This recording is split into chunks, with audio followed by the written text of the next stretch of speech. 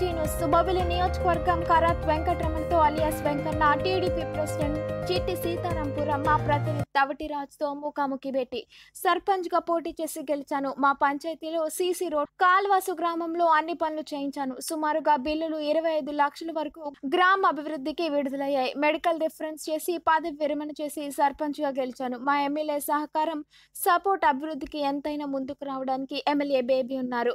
2026 స్థానిక ఎన్నికలకు పోటీ చేసి సర్పంచ్ గా గెలుస్తానని మీడియా ద్వారా తెలియపరుస్తున్నాను. Welcome to weekly news. TDP sarpanch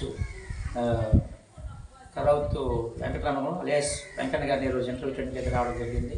ఆయన రాజకీయ ప్రస్థానం ఎప్పటి ప్రారంభించారనేది ఈరోజు ఎన్నికలు తీసుకుందాం. సార్, రాజకీయ ప్రస్థానం ఎప్పటి ప్రారంభించారు? నేను మా సీతారాంపురం గ్రామంలో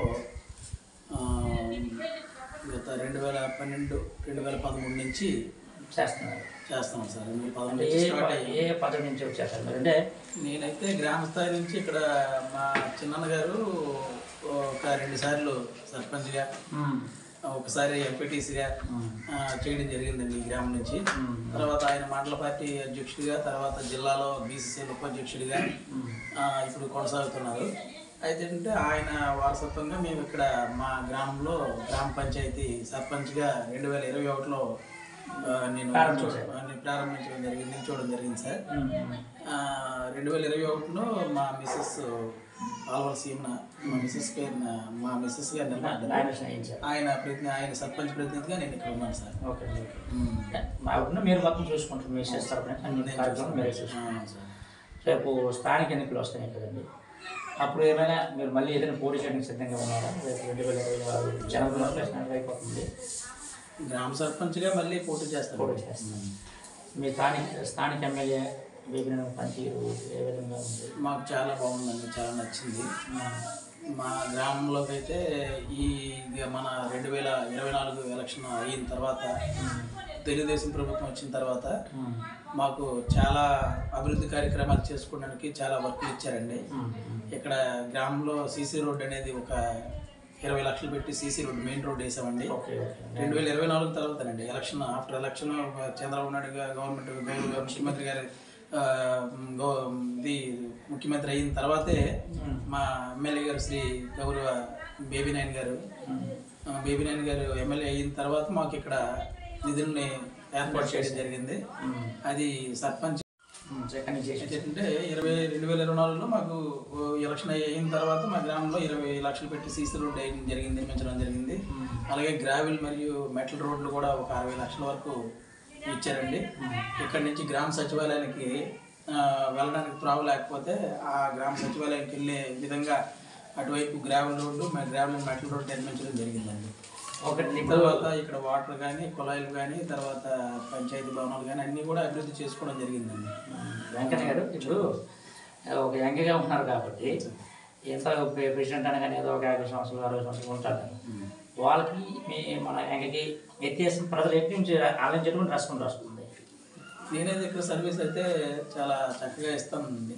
ప్రజలకి ఎటువంటి ఇబ్బంది లేకుండా ఎవరికి సమస్య వచ్చినా సరే వెంటనే నేను స్పందించి గ్రామ స్థాయిలో ఉన్నాయండి, మండల స్థాయిలో ఉన్నాయండి, అక్కడికి వెళ్ళి నేను పరిష్కారం చేసి ప్రజలకు అందరికి కూడా దగ్గరలో ఉండి నేను ప్రతి సర్వీస్ని కూడా వీళ్ళకి అందిస్తానండి. వాళ్ళకి ఒక పెన్షన్ అవ్వచ్చు, ఒక ఇల్లు అవ్వచ్చు, ఒక వాటర్ సమస్య రావచ్చు, ఏ విధమైనటువంటి సమస్య వచ్చినా సరే, భూముల సమస్య రావచ్చు, అవన్నీ కూడా ఎమ్మెల్యే గారికి దృష్టిలోకి తీసుకెళ్తున్నా. ఎమ్మెల్యే గారికి మాకు సహకరించి వెంటనే వాటిని స్పందించి క్లియర్ చేయడం జరుగుతుంది. ఓకే, నెక్స్ట్ ఇప్పుడు మీకున్న ముందుగా ఏం చేసేవారు? ఫస్ట్ మొదటగా మీరు నేను మొదటగా అదే చెప్తున్నాను, హైదరాబాద్లో మెడికల్ రిప్రజెంటేటివ్గా చేసేవాడిని.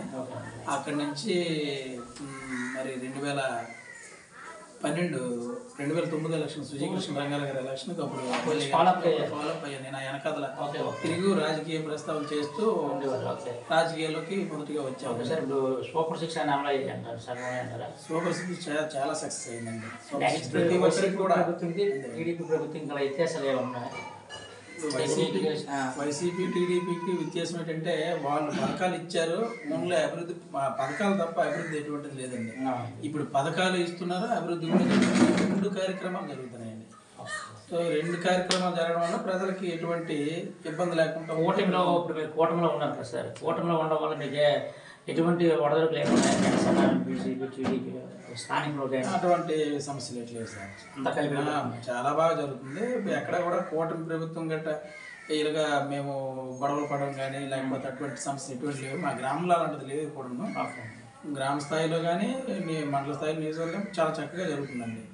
మళ్ళీ 2029కి ప్రభుత్వం టీడీపీ కూటమి కంటిన్యూ ఖచ్చితంగా మరొక 5 సంవత్సరాలు కాదండి, ఇంకో 10 సంవత్సరాలు కూటమి ప్రభుత్వం ఉంటేనే మన రాష్ట్రం బాగుపడుతుంది, రాష్ట్రంలో ఉన్నటువంటి ప్రజలు బాగుపడతారు. ప్రజలు యువతకు మెయిన్గా యువతకి ప్రతి ఒక్క దగ్గర కూడా ఉద్యోగం అనేది ప్రతి నియోజకవర్గ స్థాయిలో ఉద్యోగాలు ఏర్పడతాయండి. ఎందుకంటే డెవలప్మెంట్ అయితేనే కదా వస్తాయి. ఇప్పుడు కంపెనీలు ఎక్కడి నుంచో రావాలంటే ఆ యొక్క గవర్నమెంట్ పనితీరుని బట్టే వస్తాయి. ఇక్కడ ఏంటంటే ఈ కూటమి ప్రభుత్వం చక్కగా అందరినీ కలుపుకొని వెళ్ళి చక్కగా ప్రతి ఒక్కరు కూడా